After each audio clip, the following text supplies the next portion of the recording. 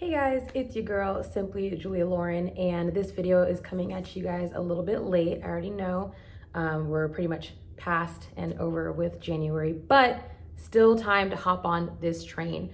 We are going to be doing another challenge. So for those of you guys who have been following me for a little bit, you guys know that I did a 2019 Indigenous Strands challenge and it went splendidly. And then in 2020, I didn't really follow the routine as much as I did, and I ended up experiencing a little bit more breakage than I would have liked to have. So now going into 2021, I want to get back on track, doing what Indigenous Strands taught, and I'm going to create another challenge for all of us out there. Are you ready? All right, here we go. First off, we're gonna start with our shampoos. Now, what Indigenous Strands does is she takes a spray bottle and she puts some aloe vera juice and some apple cider vinegar. She sprays it on her scalp and then she wipes it, or she kind of washes her scalp with a hot rag. So that's option number one. Option number two, which is what I do, I like to use African black soap. There are tons and tons of African black shampoos on the market. I personally just prefer to use African black soap.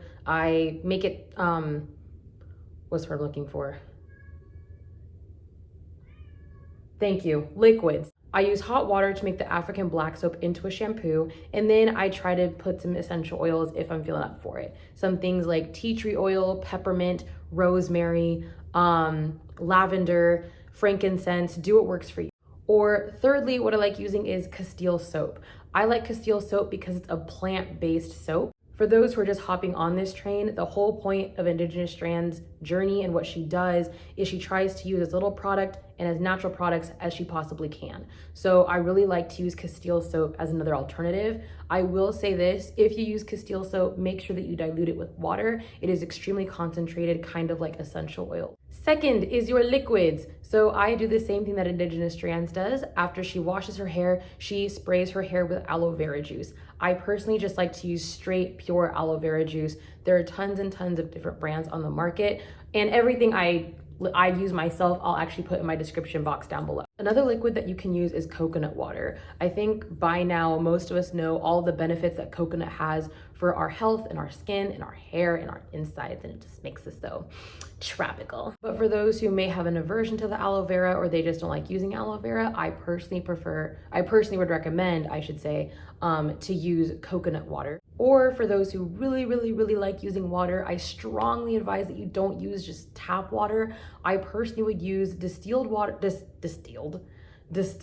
in your spray bottle. Put your essential oils in your distilled water. I would recommend things like rosemary, lavender, tea tree, and peppermint, and maybe even lemon, and then putting one drop of Dawn dish soap. This breaks up the hydrogen bonds of the water so that your oils can disperse.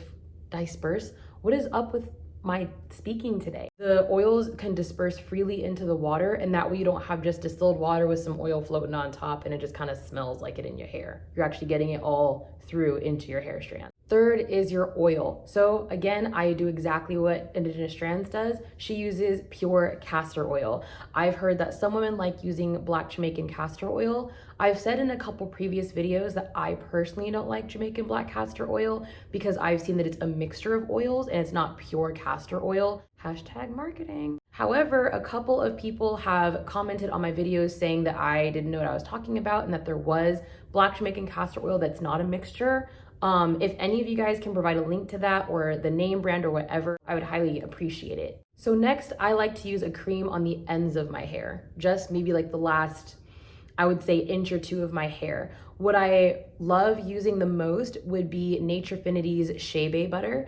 It really helps to seal in that extra moisture on my hair. I have a really hard time retaining moisture in the ends of my hair, and this butter has really helped. For those that are interested in using this butter as well, I'll be putting a link in the description box below where you can also get it at a discount. If I don't use Shea Bay butter, I will also just use maybe pure shea butter. I personally don't like using cocoa butter. I feel like cocoa butter sits on top of my hair, it sits on top of my skin and doesn't penetrate, but shea butter and mango butter both do a really great job at actually penetrating my hair strands and my skin. So either Shea Bay butter, shea, or mango. And then last but not least, something that we didn't really know at first, but it makes perfect sense when Indigenous Strands says it, you gotta seal your ends with gel.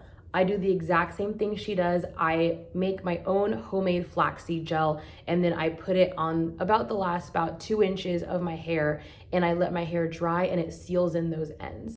Just so kind of like this. It just seals the ends away, and this is actually supposed to be tucked in, but you know, sometimes they get, you know, a little naughty. If you don't feel like making your own gel, I personally recommend Camille Rose gel. A little bit, I will admit, it's a little more on the pricey side, but a little bit goes a long way. It helps to keep your hair moisturized. It doesn't feel super crunchy unless you use too much. I personally use this gel specifically for my wash and goes, or for if I ran out of flaxseed gel and I don't have flaxseeds in the house just yet. For those who want a cheaper alternative and they still kind of want that crunch that the flaxseed gel gives, then I would recommend the Eco Styler gel. We all know that there are tons of different kinds. There was also a little bit of a scandal because at some point somebody said that it has whatever kind of oil or something in it that causes cancer.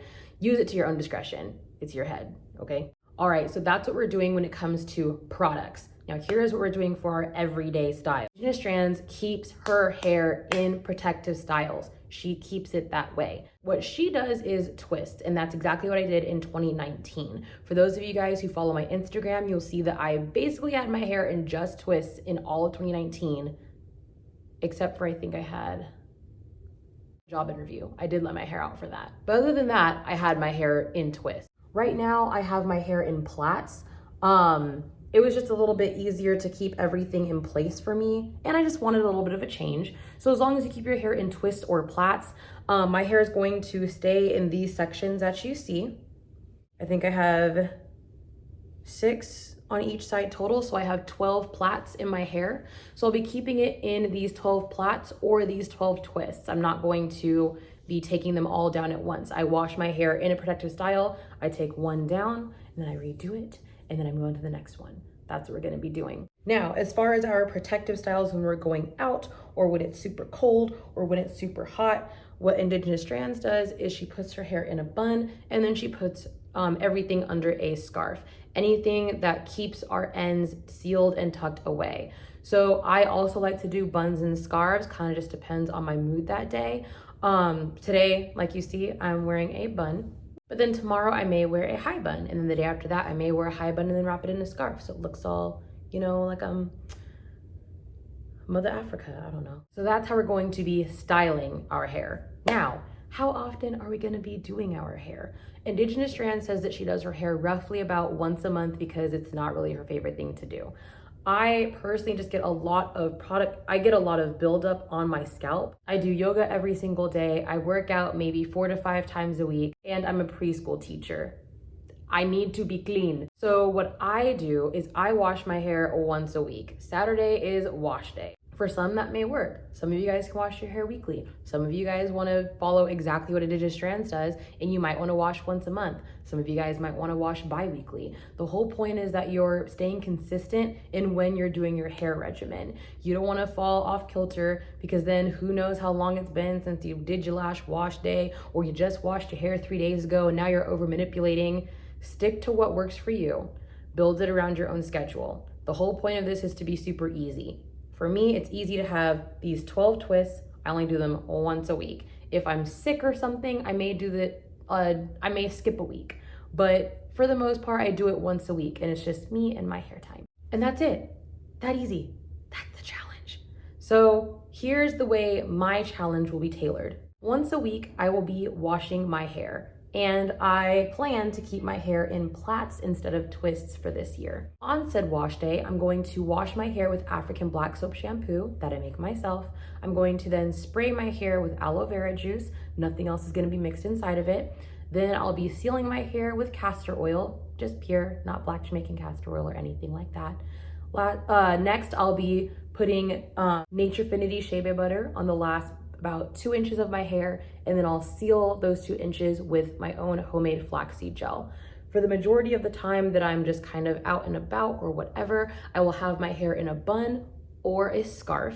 Boom, that's it. That's the challenge. So I already showed you guys before and afters of the first time I did this challenge. I highly recommend that you guys take a before photo, because it's kind of difficult to see where you're going as you're doing this.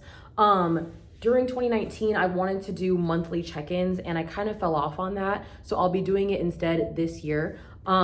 If you guys want to see that is, just let me know if that's something that you guys would want to see. And then comment down below what you are going to be doing and how you're going to be tweaking this challenge for yourself. I really want to see some before and after pictures from you guys. So make sure you take pictures now, and then we can take pictures either in December of this year, or maybe we'll take them in January of next year and try to see where we're at. I can't wait for us to all reach our hair length goals. Let's get it. All right, I'll see you guys in the next one.